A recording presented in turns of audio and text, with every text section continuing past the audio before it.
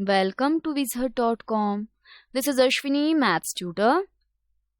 Our question is, what number is represented as 40 million plus 4 million plus 50,000 plus 6,000 plus 600 plus 40 plus 9? Let us add all this. Firstly, 40 million plus 4 million plus 50,000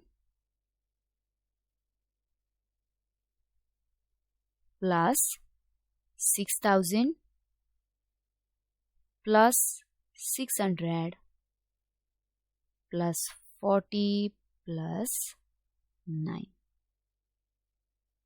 Okay, so this number will be 9, 4, 6, then 6, 5, 0, 4, 4.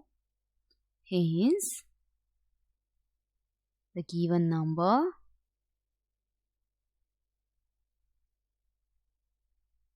plus 4 million plus 50,000 plus 6,000 plus 600 plus 40 plus 9 is 44 million 56,649.